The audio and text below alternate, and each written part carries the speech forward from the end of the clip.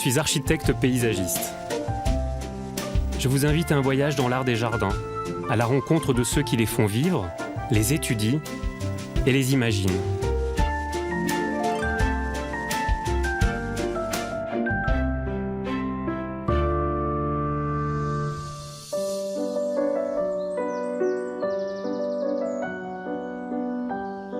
C'est en 1857, sur des terres agricoles régulièrement inondées par les crues du Rhône, que le parc de la Tête d'Or est créé, à la lisière du fleuve et de la ville de Lyon. Dès les origines, le parc est avant tout une vaste promenade publique, dotée d'une grande variété d'ambiances et de paysages.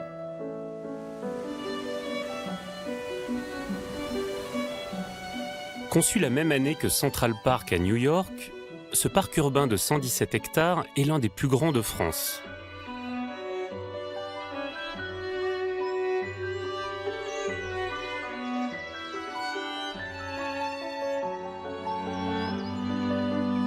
C'est un chef-d'œuvre des frères Buller, paysagistes renommés de la fin du XIXe siècle, dont l'idée consiste à mettre la nature au cœur des villes.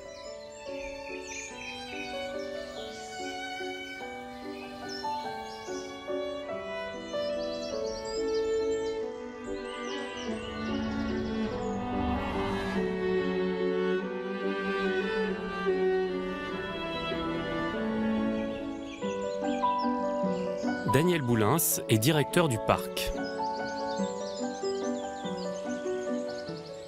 Daniel, les concepteurs de ce parc étaient des paysagistes extrêmement connus à l'époque, c'était les frères Buller, qui pendant 50 ans vont complètement transformer les parcs et jardins français, à Béziers, à Bordeaux, énormément en Bretagne, à Rennes. À Rennes, bien sûr, au Tabor. Avec le parc du Tabor. Et ils viennent faire leur premier parc urbain à Lyon, 117 hectares, c'est énorme, alors que c'est le début de leur carrière. C'est le début de leur carrière, mais effectivement, c'est leur chef-d'œuvre. Donc, basé sur justement ces grandes perspectives. Mais quand on regarde ce vallon qu'on appelle le vallon de la Petite Suisse, il est très caractéristique des frères Buller. Parce que ces conifères rappellent les montagnes suisses, les vallons suisses, et c'est un des rares endroits du parc où on peut voir de légères déclivités. Et ce secteur où on a un jeu qu'on appelle en paysage de coulisses, ce système de végétation, de conifères qui s'enchevêtrent les uns dans les autres et qui permettent justement de faire un rideau, une cloison vis-à-vis du Rhône, c'est un écran très subtil. C'est un rideau qui se laisse traverser suivant les angles de promenade qu'on va avoir dans le parc. Et ça en fait toute sa singularité. Puisqu'on devine aussi, pareil, qui est un vrai travail typique de cette époque, c'est-à-dire ce jeu de plein et de vide, les pleins avec les bosquets, les allées boisées. Tout ça, c'est vraiment un travail qui est typique de cette époque. On essaie de fabriquer des profondeurs et puis des lieux un petit peu plus intimes. Alors, les frères Buller ont développé dans ce parc une vraie spécificité. C'est ce travail sur les bosquets. On en a un bel exemple devant nous, avec ces beaux tulipiers qui commencent à prendre une jolie couleur, et également avec des érables et des tilleuls. Le principe des frères Buller, dans un si grand espace, c'était de redonner une taille humaine. Et donner une taille humaine, c'était de regrouper des arbres de même espèce, relativement proches les uns des autres, pour que de loin, on ait l'impression que c'est un seul arbre. Donc ça, c'est particulièrement réussi. Et ça, c'est la base de la conception des frères Buller dans le parc de la Tête d'Or. Et dans un parc d'une centaine d'hectares, on ne peut pas faire que des petits cheminements. On est obligé de faire des allées avec des grandes dimensions, des allées un peu plus moyennes, et puis des petites allées plus intimistes. Il fallait hiérarchiser tous ces cheminements. Ah oui, vous avez totalement raison. Il faut se souvenir qu'à l'origine, il y a 150 ans, ces allées, elles étaient soit en pavé, soit en terre battue solide. Et sur ces allées, il passait des calèches et des carrosses. Et c'était le lieu de démonstration de la bourgeoisie lyonnaise. La bourgeoisie lyonnaise venait le samedi ou le dimanche se promener en carrosse tirée à cheval. Et les gens de classe plus modeste utilisaient les contre-allées, les petits chemins, pour regarder les nobles et les bourgeois qui paradaient dans le parc. C'est assez original, on a du mal à imaginer ça aujourd'hui. Et leur coup de génie aux frères Buller, c'est aussi la création de ce grand lac, qui prend une partie très importante de la surface du parc. Il faut se replacer il y a 150 ans en arrière.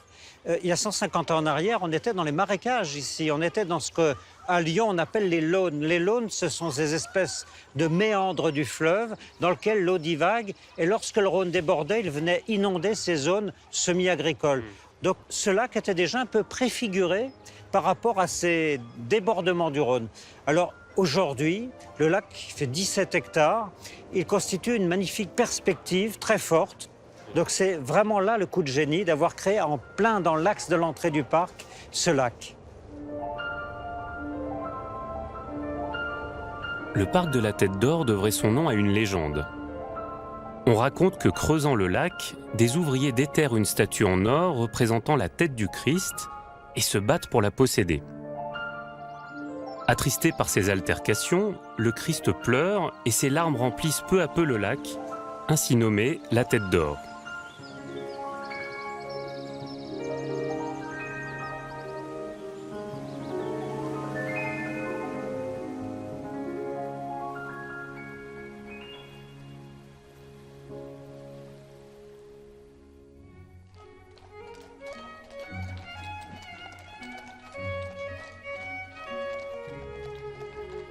Au XIXe siècle, les Lyonnais apprécient la forêt naissante. Des conifères, des cèdres du Liban, des cyprès chauves et des platanes sont plantés.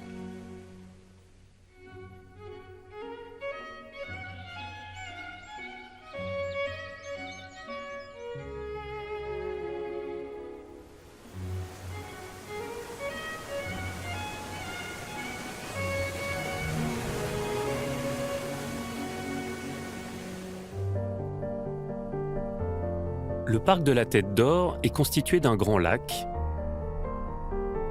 de vastes pelouses, d'allées plantées et de cheminements multiples qui distribuent les espaces paysagers, comme les sous-bois de la Petite Suisse, les Trois Roseraies, le jardin botanique, les serres et les nombreux jardins à thème comme le jardin mexicain. Enfin, le zoo auquel s'ajoute le parc Odin.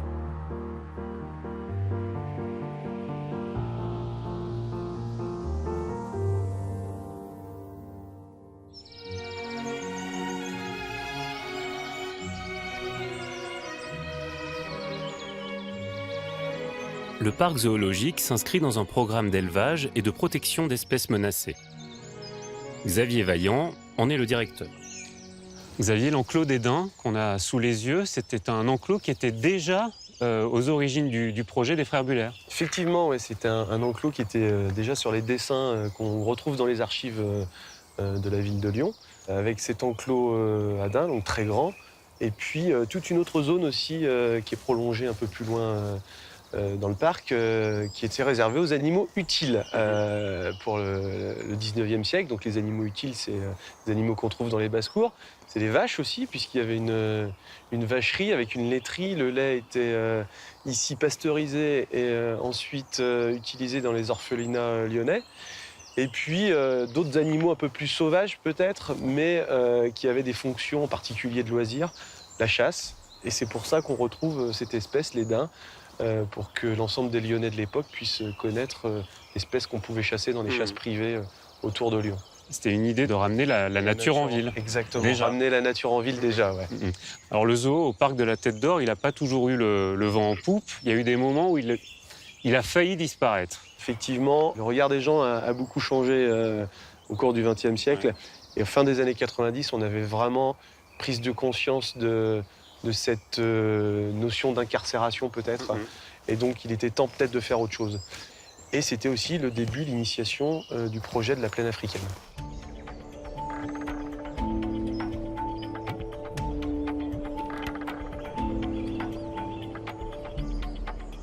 Ce projet-là, donc, on s'en rappelle, créé en 2006, on a cassé plein de petits enclos, plein de petites cages.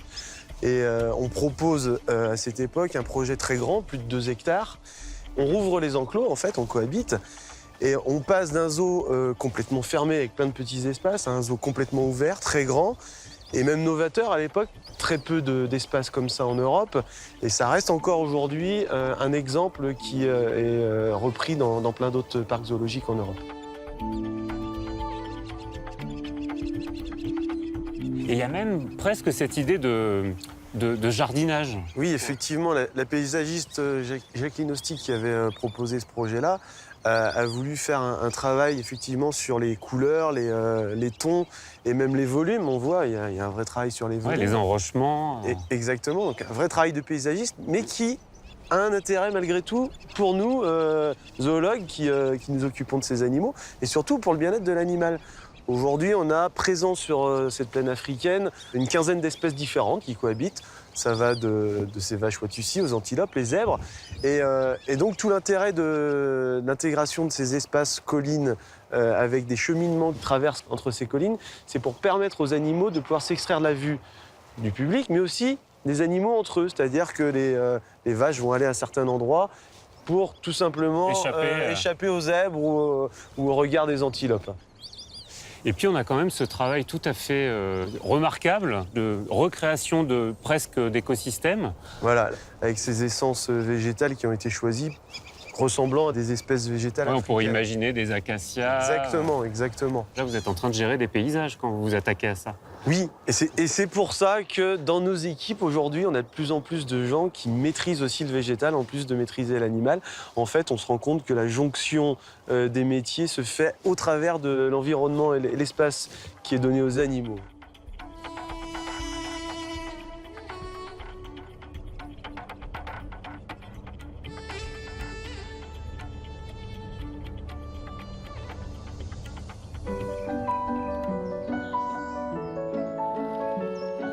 Au moment de la création du parc de la Tête d'Or, la pratique de l'hybridation des plantes, dans le but de créer des spécimens inédits, est au cœur des activités de la ville de Lyon, et ses retombées économiques et financières sont très importantes.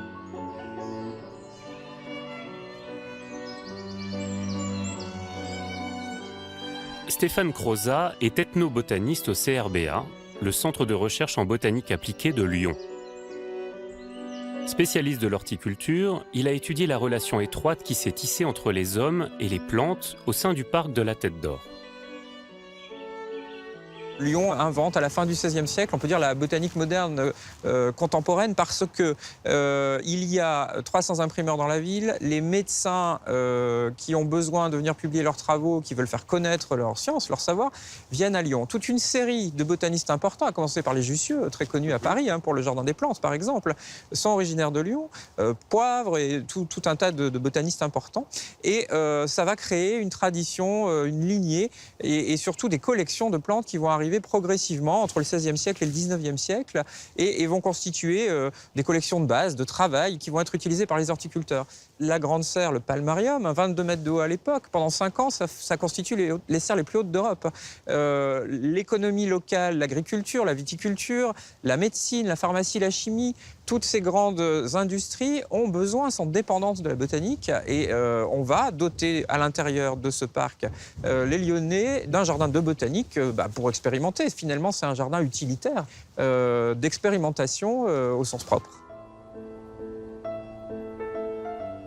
2 ans après l'ouverture du parc, un grand jardin botanique y est créé.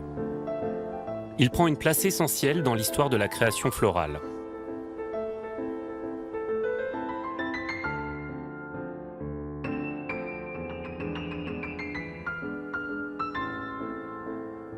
Comme tous les jardins botaniques, c'est souvent les écoles de médecine qui vont motiver la création des jardins botaniques. Mais à Lyon, l'originalité, c'est que l'industrie de la soie s'en mêle. Alors, exactement. En plus du jardin de plantes médicinales, les soyeux écrivent au maire de Lyon en disant « on a besoin d'un jardin floral ». Pourquoi ? Parce que la soierie est dépendante de ceux qu'on appelle les peintres de la fabrique, la soierie, et ils ont besoin de modèles. Et jusque-là, ils vont les chercher dans leur jardin, chez leurs voisins. De modèles pour leur nature morte. Exactement. Ouais. Alors, les dahlias jouent un rôle très important puisque les Lyonnais vont remarquer, comme d'autres horticulteurs, que c'est une fleur très facile à transformer. Quand on sème les graines du dahlia, de nouvelles formes arrivent. Au départ, en fait, vous semez une plante en terre, elle va faire une nouvelle forme, une nouvelle couleur, mais si vous voulez la conserver de génération en génération, il va falloir la diviser. Donc c'est par ces tubercules qu'on les divise et qu'on les multiplie. Si vous ressemez, vous allez avoir quelque chose de complètement différent. Et là, on crée. Et les Lyonnais vont vraiment exceller puisqu'on considère aujourd'hui qu'il y a une trentaine de formes de fleurs différentes. Elles sont classées mondialement, le dahlia collerette, le dahlia cactus, le dahlia pompon. Et ici, on a inventé donc le dahlia collerette et entre autres le dahlia qu'on a appelé colossal. Très très grosse fleur, assez proche du type de ce qu'on a ici. Encore plus gros. Beaucoup plus gros, oui, quasiment une quarantaine de centimètres au départ, mais c'est ces formes à très très grosses fleurs qui ont fait entre autres les heures de gloire du parc de la Tête d'Or. Il faut savoir qu'à l'origine, le dahlia à l'état sauvage, il est introduit fin 16e, début 17e siècle en Europe, il vient d'Amérique du Sud. C'est une fleur rouge simple, grosse comme ça à peu près, une seule rangée de pétales, et c'est tout. Et c'est le travail de l'homme et des horticulteurs qui, au fil des siècles, a amélioré, transformé ces différentes formes. Le parc de la Tête d'Or a vu naître de nombreuses espèces de plantes et de fleurs. Des cultivars ou variétés de roses ont notamment vu le jour ici. Chaque année, un concours met en compétition des horticulteurs rosiéristes du monde entier, qu'on nomme aussi obtenteurs. Ils cultivent et exposent leurs créations dans la roseraie de concours de la Tête d'Or.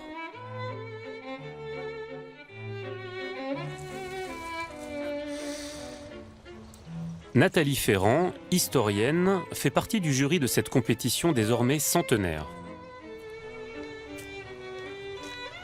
Nathalie, à Lyon, on est au cœur de l'histoire de la rose et surtout c'est ici qu'on invente la rose moderne. Et alors là, par exemple, on a un très bel exemple d'hybride de thé. Jaune, la couleur jaune est inventée à Lyon. Alors oui, le jaune est inventé par Joseph Perdet-Duché, surnommé le magicien de Lyon, qui en 1897 obtient une rose baptisée Soleil d'Or et première rose d'un jaune inconnu jusqu'alors. Elle est considérée, cette rose-là, comme la première rose moderne. Elle ouvre la voie véritablement aux roses modernes. Elle clôt l'ère des roses dites anciennes. Elle marque la naissance de roses dotées de qualités nouvelles, comme par exemple la remontance, le fait pour un rosier de fleurir plusieurs fois. Donc de fleurir au printemps, en été, en automne. Exactement, jusqu'au gelé. Une palette de couleurs aussi plus variée. La forme aussi de la rose est très différente de nos fameuses roses anciennes, très globuleuses, très... voilà. Avec beaucoup de pétales. Exactement, qui la plupart du temps se limitaient aux teintes blanches, crème, voilà. Donc cette grande activité du 19e et puis du début du 20e siècle, est-ce qu'elle est encore là aujourd'hui? Est-ce qu'il y a une grande continuité de cette activité horticole qui a maintenant plus d'un siècle? Alors oui, elle est là aujourd'hui. Donc il faut savoir que cette histoire qui a débuté dans les années 1810-1820 a su se pérenniser, notamment parce que certaines de ces familles ont su se constituer en véritable dynastie et poursuivre l'activité encore aujourd'hui. Ils continuent de créer des roses? Ils continuent de créer. Ce sont des familles qui se distinguent encore dans les grands concours européens, non seulement à Lyon, mais aussi dans les concours au concours de Bagatelle, à Baden-Baden, à Genève, en Schwangau-Rosen. Et finalement, elles forment toujours en fait une certaine élite dans le monde de l'horticulture.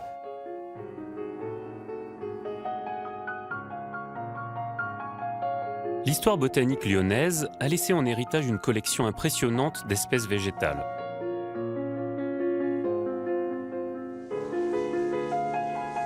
Dans les serres destinées au public, on découvre une des plus grandes collections françaises de plantes carnivores, des centaines de variétés de bégonias, mais aussi des plantes tropicales de tous les horizons.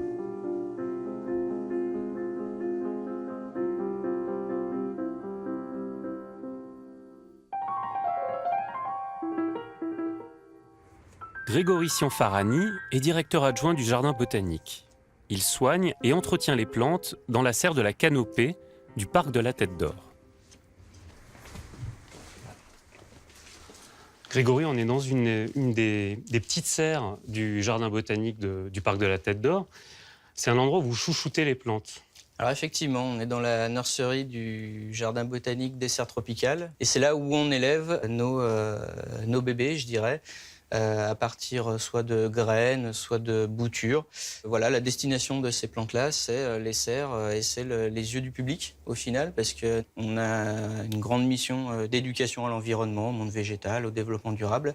Et puis on a aussi comme mission la conservation et la recherche. Alors j'entends par conservation, par contre, la conservation de collections. On n'est rien d'autre qu'un musée. On n'a pas des Rembrandt, on n'a pas des Picasso, mais effectivement, on a des plantes vivantes. Ici, on a une partie de notre collection d'Aracées. On a aussi une très belle collection, une des plus belles de France, de plantes carnivores. Donc là, on a une petite pinguicule qu'on élève ici et qui finira être présentée au public. Oui, il y a des feuilles collantes. Un petit peu collantes, ouais. Voilà.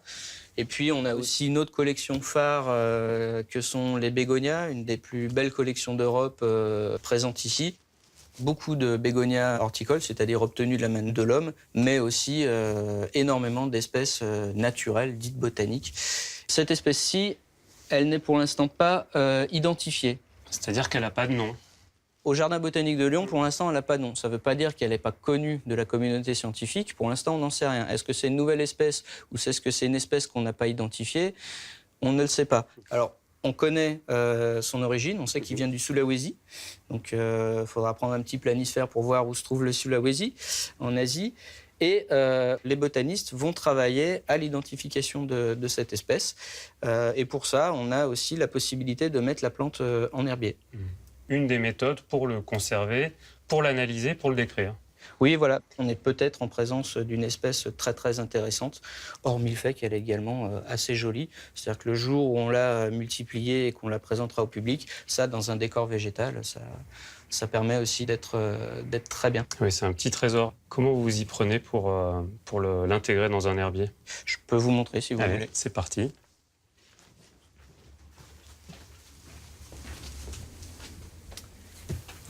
Donc voilà. À cette étape, avant de sacrifier un bout de la plante, on va noter déjà tout d'abord toutes les informations dont on a besoin, qui vont probablement disparaître au séchage, c'est-à-dire la couleur des fleurs, la couleur des feuilles, de la tige, peut-être la pilosité. Et puis ensuite, tout simplement, on va prendre un cutter, parce que comme la tige est un petit peu fragile, on va essayer de faire une coupe nette. Et puis je propose qu'on prenne celle-ci. Elle a de belles feuilles, elle a une belle tige, elle a une belle inflorescence. Et elle a un bourgeon à sa base, donc si jamais elle repart, elle pourra redémarrer à partir d'ici. À partir d'ici. D'accord. Allez. Voilà.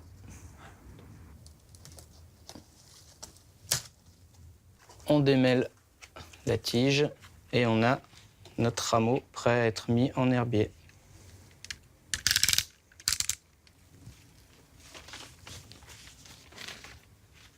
C'est pas toujours le cas, mais là on est plutôt sur du matériel simple à installer.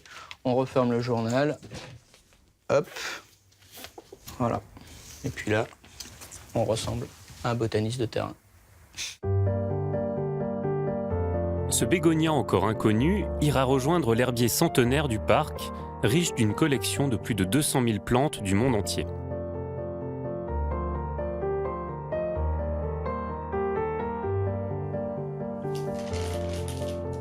Ces herbiers ont aujourd'hui une valeur inestimable, car d'ici quelques décennies, de nombreuses espèces sauvages auront disparu.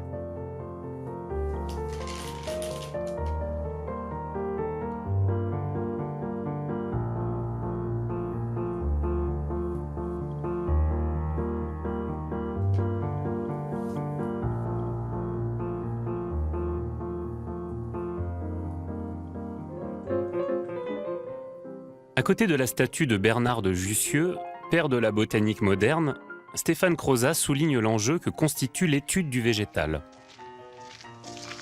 Alors Stéphane, le parc de la Tête d'Or, c'est un parc du 19e, un parc urbain 19e. Qu'est-ce qui en fait aujourd'hui un parc encore actuel ?